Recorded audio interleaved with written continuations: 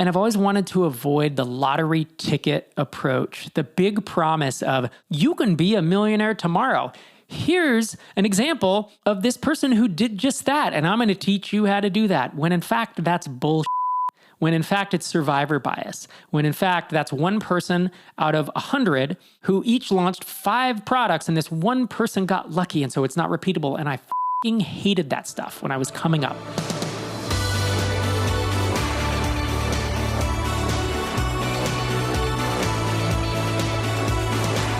It's another episode of Startup to the Rest of Us. I'm Rob Walling, and today I'm talking about 7 things you should never do. And I want to caveat this with, it's for the most part, you should never do. I use never in the title as a way, of course, to get you intrigued. But I'm not the person who puts never in all caps on social media and says things like, in your designs, you should never have buttons with rounded corners because I say so and you never should. We used to get these comments when we were building Drip. It was just insane. The confidence with which people would proclaim their opinion as fact. So I'm not going to do that here today. I use never kind of tongue-in-cheek. I think it's for the most part, you shouldn't do it. It's a best practice. It's probably 95% of the time you shouldn't do these things. And some of these are things you've heard me talk about before, like bootstrapping a 2-sided marketplace or going B2C instead of B2B. This entire episode was inspired by a listener voicemail that I'll play in just a minute. But before we listen to that, on this very podcast, we've talked about how in the US, Section 174 is really destroying our ability for software companies to write off expenses for software development and instead having to depreciate that over many years. If you've just finished your taxes this fall, you probably saw them go way up with a lot more paperwork, and Section 174 is really the culprit. And previously, you may have been a signer or at least heard about the former letter that our broader MicroConf and Twitter community sent to Congress in April on this issue. Well, now several business groups, everyone from the small software crowd to biotech startups to big companies like Boeing, are coming together on a new formal letter to Congress. So I'd encourage you, if you want to get this fixed before the end of the year, which I think all of us in the software space should be worried about, go to ssballiance.org. for the link to the new letter. Even if you already signed the one in April, this is the next phase, and I'd encourage you to check it out. An important note, this is for U.S. headquartered companies, but you do not need to physically be in the U.S. or be a U.S. citizen to sign. So really, it's U.S. domiciled entities. The deadline is tomorrow, Wednesday, November 1st. So if you're hearing this podcast before then, head to ssballiance.org. Before we dive into the episode, I want to invite you to MicroConf Remote. MicroConf Remote is our virtual event that we host twice a year. This next one is focused on early stage marketing. It's on November 1st and 2nd. If you're interested, head to microconf.com/remote. It's a very inexpensive event, and talks will include the Bootstrap Startup Marketing Checklist, when early stage SaaS companies should hire a copywriter and how to hire one that doesn't suck, building a sustainable customer acquisition funnel, SaaS email marketing, plus our patented founder by founder speed networking to get you introduced and connected with other founders in our community. Again, that's November 1st and 2nd of 2023, microconf.com/remote if you're interested. Even if you can't make it, if you buy a ticket, you will get the videos after the event. Hope to see you there. So let's dive into the meat of the episode, and I want to kick us off by listening to the voicemail that Dan from Austin sent in.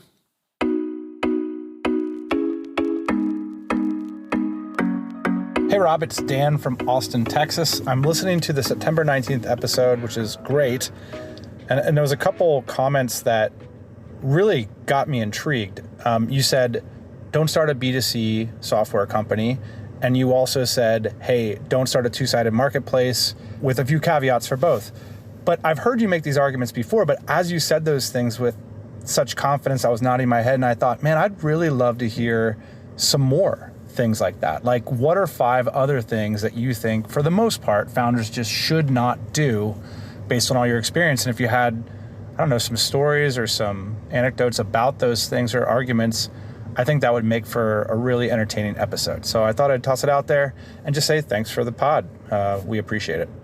Mark your calendars. I think Halloween 2023 is the day this podcast went big time. Because if you recognize the voice of that voicemail, it was friend of the pod, Dan Andrews, who runs the Tropical MBA podcast with Ian Schoen. I appreciate Dan writing in with this great episode idea.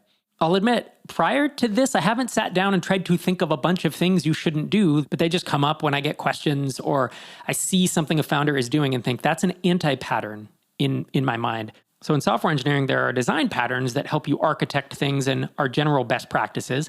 And then an anti-pattern or a dark pattern is something that you shouldn't do, right? These are things, anti-patterns. They're against what we would recommend. And so I think these 7 things that for the most part you should never do fall in that category of anti-pattern. I did pull a couple from my book. I remember I had a section in there about mistakes that founders often make. So there's a couple in here from that. And then there's a couple others that I thought of as I was outlining this episode. So I'm going to skip one that Dan called out, which is the two-sided marketplace. I feel like I've railed on that so much over the years. You know, the reason I have is because so many people write in or apply to Tiny Seed or email me or DM me and say, I have this idea and it is insert name of the next two-sided marketplace here. And I'm always like, great. How much funding are you raising? I'm going to bootstrap it. Don't bootstrap a two-sided marketplace unless you already have one of the sides. This is Rob's rule of two-sided marketplaces, we'll call it. I'm going to stop there. I've already, I always get carried away with this, but and then I'm no longer answering questions about two-sided marketplaces. If you want to do that, find two-sided marketplaces for the rest of us. It's a new podcast I'm sure will spring up. It's just one of those things that talking about them is, I think, not helpful to the rest of the people who are bootstrapping, who are stair-stepping, who are starting SaaS companies, info products, and all that. So with that, I'm going to move to number 2 of the 7, which is starting a B2C application. And again, I jokingly say, tongue-in-cheek say never. Not that you never should. Obviously, there are B2C applications that work. But what are the downsides of B2C? Well, it's low price point, it's high churn, it's high support demand, and it's high entitlement and less technical users. And all of that for the ability to charge someone $7 a month or $50 a year or $30 a year in a lot of cases. When you go B2C, you get the worst of all the worlds, and you don't get enough money to be able to do any marketing other than free marketing. It has to be viral. It has to be content/SEO, or it has to rank in an app store, which I include as SEO.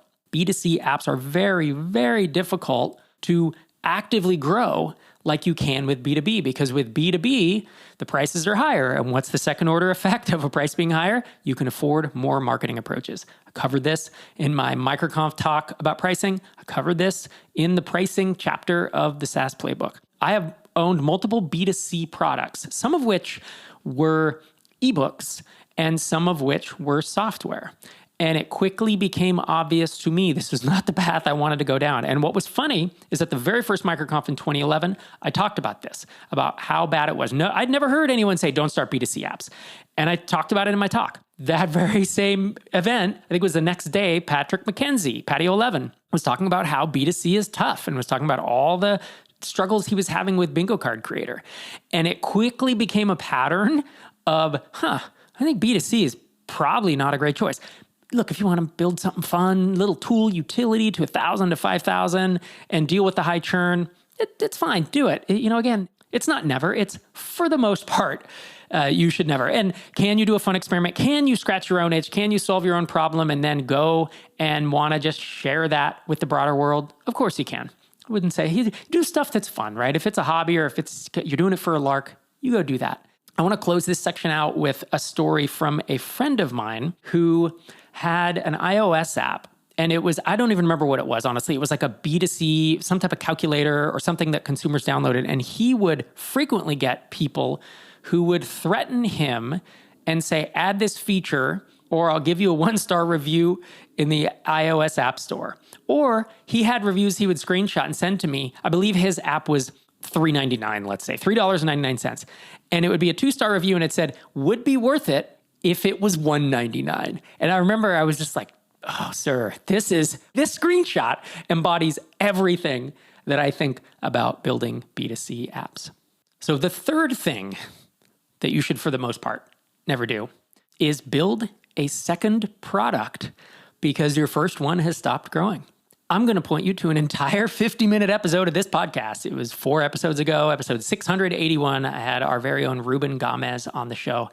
And we ran through this. This is actually the show that inspired Dan to send the voicemail. But we ran through the pros, the cons, which there are a lot of, and really the mistake or the myth of the second product. That's what we were trying to touch on, is there is often this grass is greener mentality that, oh, if I just had a second product, then it would do this. Or it's the same code base.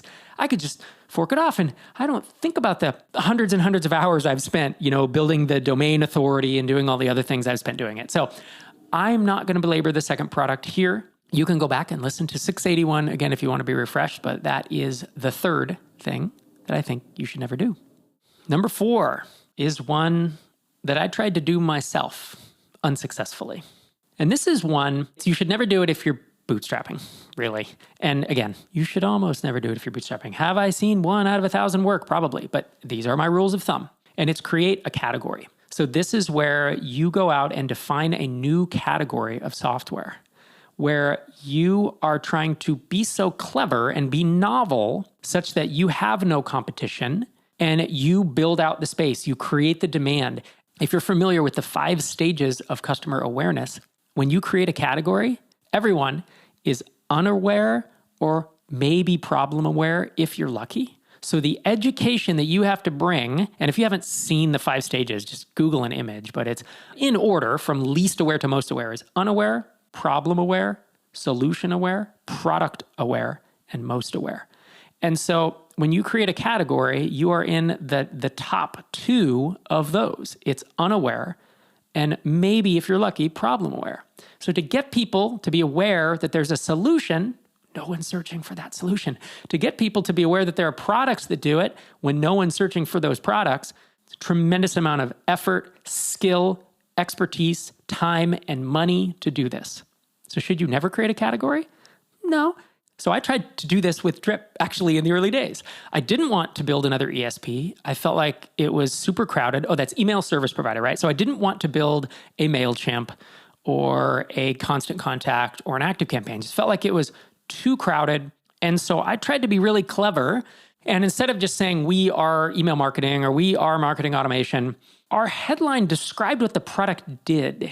And I don't honestly remember exactly what it was, but it was something like, we send automated emails at the right time to your customers, prospects, and blah, blah, blah. And it was about being clever and automating, but there was no, people couldn't put you in a category because they would think like, so are you like MailChimp? No, I guess that's email market. Are you marketing? But you're for like customers. So are you like customer.io, or are you kind of a CRM thing? People would be confused.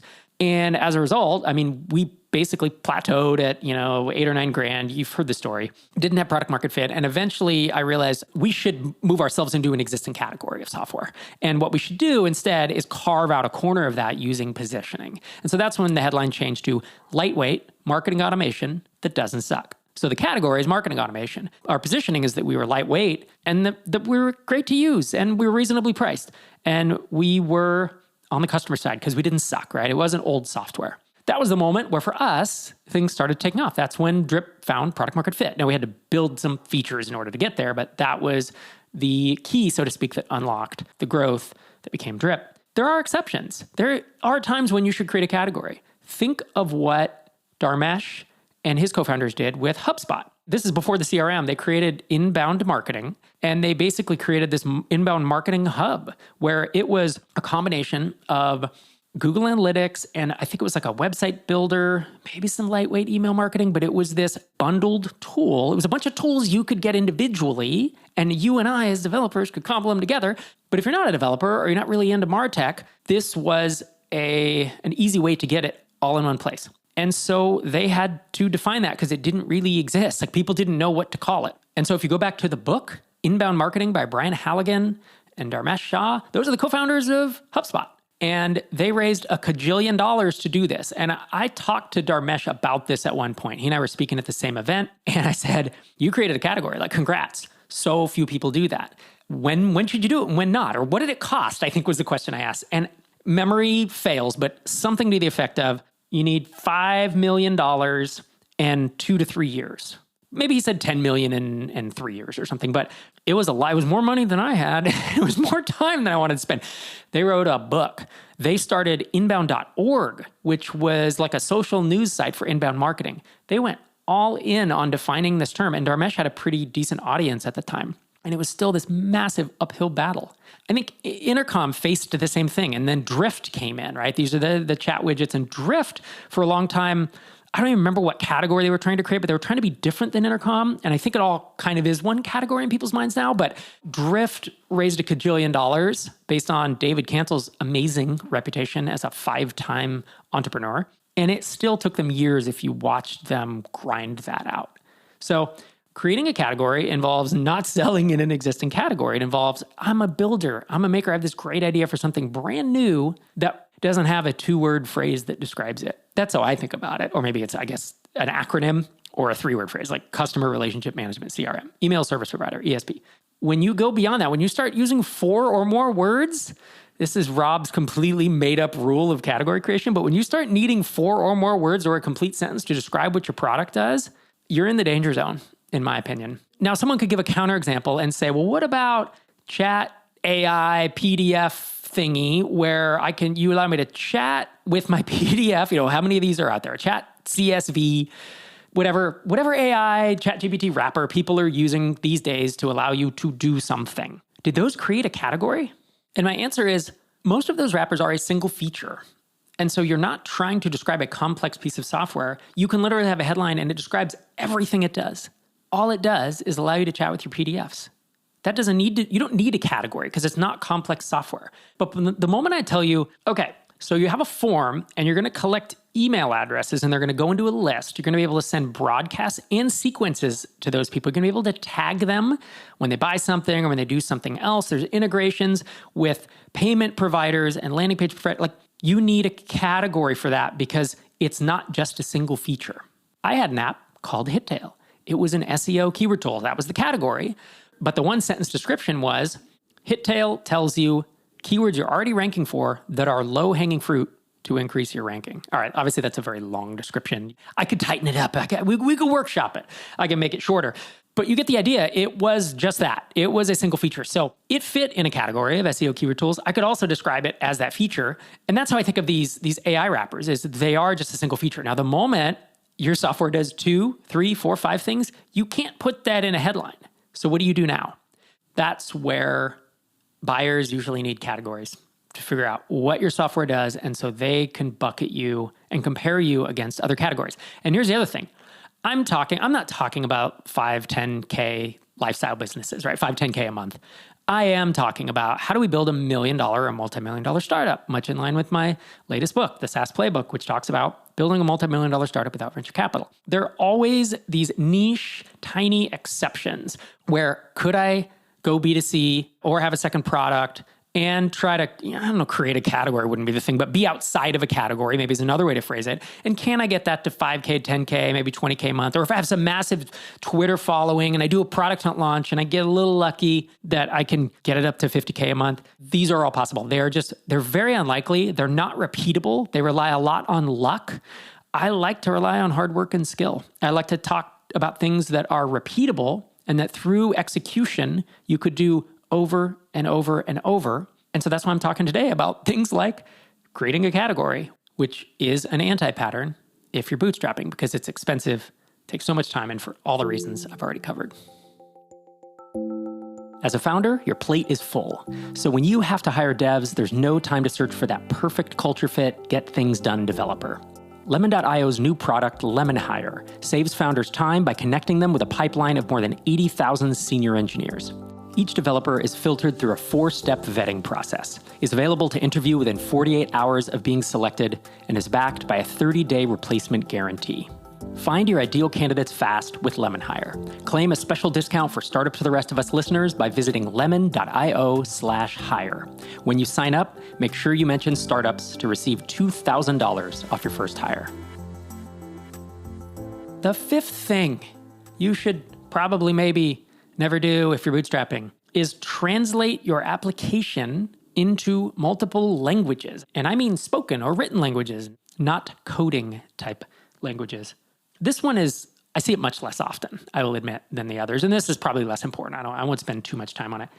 I have seen multiple people, and in fact, there was one app that I bought where at its peak, this SaaS app was doing, I think it was $6,000, $7,000, $8,000 a month, single-digit thousands. And yet they had translated the application, all the error messages. I think they even translated the entire marketing website into like 3 or 4 different languages. And it was such a bizarre use of time and energy. It was kind of like a weird form of procrastination. I think about it like that, where instead of doing what's actually going to move the needle, instead of doing the thing that makes me uncomfortable, which look, maybe it's talking to customers, maybe it's grinding out another big feature. I'm going to go watch TikTok and I'm going to watch some YouTube and I'm going to listen to an audiobook, or I'm going to go on my Trello board and stare at it, or I'm going to go translate my app into multiple languages because I think that'll move the needle. It really feels like an odd form of procrastination. And it's a huge waste of time. Unless you're at the point where you have tapped out your entire market. So I'm going to use the English-speaking market, or the US market for that matter, as an example. If there are tens of thousands of people or businesses that could buy your product and you're doing 5 or 10K MRR and you've plateaued, figure out why you've actually plateaued. The reason is not that you've consumed the entire English-speaking market and you now need Spanish. Even if, 3 people requested we translate it to Spanish. The odds of you being able to translate it well, translate your entire application, to invest the dozens, hundreds of hours to go, it's somewhere, and it's not hundreds. I mean, it depends on how many English strings you have in there, but to invest the amount of time, the effort, the energy to translate your entire app, and then translate your entire marketing website, and then are you going to do support in the new language in Spanish? Are you going to translate your knowledge base into Spanish? Are you going to have a separate domain or the same domain? Are you going to market in Spanish? Are you going to do SEO, content, cold outreach, integrations, partnerships, attend events, all the 20 B2B marketing approaches I talk about? When you translate into another language, you spread your focus. In all the conversations I've had with every founder I've ever advised, invested in, been involved in, anyone who asked my opinion, one founder convinced me that they should translate it, that it was the right time to do it. And I think he was right. And it was a really good conversation. It was similar to the conversation I talked about when we talked about second products in episode 681, where Jordan Gall just had really good reasons. I said, you're right. You are the exception right now to my rule of thumb. And I've had one founder be the exception to this translate to other languages rules of thumb. He had tremendous market pull. Parts of his site were already ranking in Latin America. This is an English to Spanish translation. And he had some incredible resources. He already had a support person who was bilingual. It was like everything that I just said, every objection I just talked about, he had an answer to. And he had either thought of it or he happened to have a good way to do it. And he was running a team of people. He wasn't at 6K MRR. He was orders of magnitude above that and growing very fast. And the other thing was that he had customers, but his customers' often spoke other languages, even if his direct customers spoke English. So the people buying from him spoke English and their customers sometimes did not. And so he was thinking about doing, I think it was like 2 or 3, of the most popular languages in the world. And he was getting multiple requests for this. And he was getting some not only inbound, but like starting to rank in these other engines. And most of his support he could still do in English. And I'm only using English as the example because these are the companies I deal with. Obviously, it's your native tongue would be the English equivalent in this example. The 6th thing that for the most part you shouldn't do is to treat symptoms instead of finding root causes. I realize this one's a little meta, but the biggest example I see is churn. Churn is usually a symptom that you have something else wrong in the business, usually.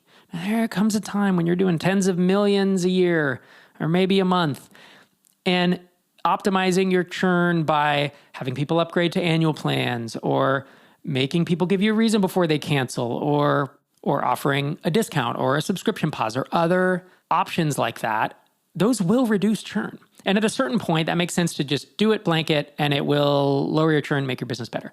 The problem is I've seen founders who are doing, again, they're early, 5K a month, 1K a month, 20K a month.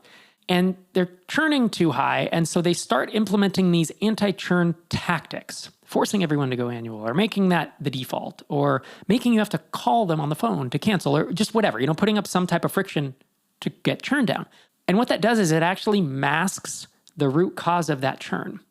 That root cause is usually that you don't have product market fit. You have not built something people want and are willing to pay for, or you have weak product market fit. There's a bunch of things we could go down in terms of the root cause. But by attacking the symptoms, treating the symptoms, you are doing a disservice to your customers. You're doing a disservice to yourself because you're not learning. And to be honest, the reason people do this is because the learning and the figuring out what's wrong and then fixing is actually really hard. This is a hard part of being a founder. The easy part is let's build a fun product, come up with an idea and launch it on Product Hunt and put it on Hacker News and tell our friends about it and get some people in. And then, boy, it got hard. Everyone's churning out. Well, guess I'll move on to my second product. Let's make this one a B2C two-sided marketplace in a new category that I can translate into 6 languages from the start. Anyways, I'm being facetious here, obviously. So this one comes out of me seeing founders, aspiring founders, posting on Twitter, usually, a conclusion they've come to about reducing churn. Look at this thing I tried. Churn was high, now it's low. And usually I think, I don't think you're actually attacking the real problem. Another thing is like split testing too early. Like I'm going to split test headlines because my conversion rate on my website is low. My visitor to trial, often it's like, well, maybe the whole website. You just haven't built something people even want to try out. And that's the root cause. And it's hard to figure out what that is. It's easier to look at a tactic like churn reduction or split testing and implement that thinking that's going to save you. But usually what you're doing is you're messing around with a local maxima rather than a global maxima, right? Actually jumping up another level, which if you get to the root cause, you can start to attack. This, frankly, could be a book chapter, entire multiple podcast episodes, because finding root causes of these things is actually, it's challenging. But that's why I do see people treating those symptoms. Maybe it's a form of procrastination, or maybe it's just a form of not knowing any better. It's asking the wrong question, right? It's how do I reduce churn? Where it's like, I guess that's the question, but really the quick, easy answer is the tactic. Oh, you can try these 5 things to do it. But the hard answer is usually digging in, finding the root cause. My 7th thing that I think you shouldn't do if you want to build a multi-million-dollar startup and bootstrap it is to launch a bunch of products, and I have quotes in the outline that says, hoping one sticks, end quote. I'm a builder. I love the idea of building 12 products in 12 months, 52 products in 52 weeks.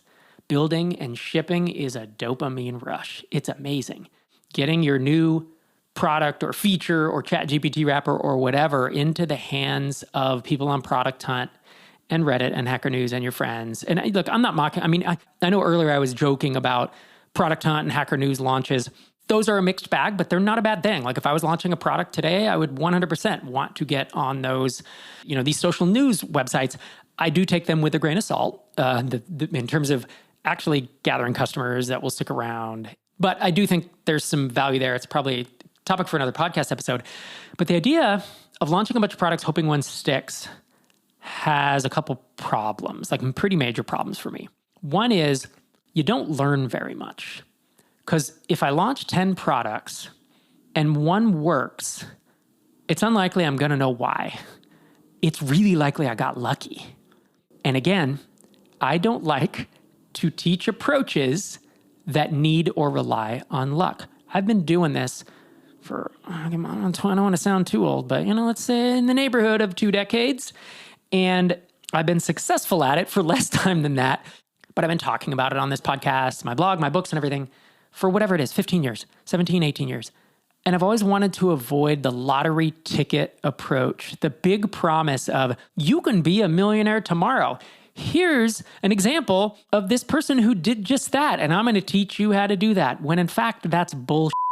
When in fact, it's survivor bias. When in fact, that's one person out of 100 who each launched 5 products, and this one person got lucky, and so it's not repeatable. And I hated that stuff when I was coming up, when I was trying to become a successful entrepreneur, and I could just smell snake oil.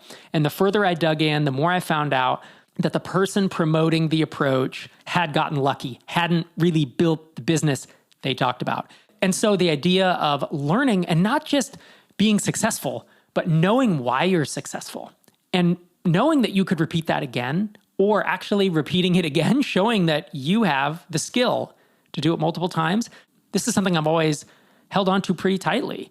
As someone who has been both a doer and a teacher, not just someone who had a middling success and then, claims I started the biggest startup and had the biggest exit anyone's ever talked about. I'm really sensitive to the people out there who oversell what they've actually done. And the folks who oversell what they've actually done usually got lucky and usually don't know why they're successful. That's the problem. So let me tell you some people who are not in this camp, right? So people who are successful and I think could do it 20 more times if they had the time. Jason Cohen, Heaton Shah, Rand Fishkin, Ruben Gomez, David Cancel, Dharmesh Shah. I can go on. There's more than that, right? There's people in Tiny Seed who I have a lot of respect for who I know, could do this again.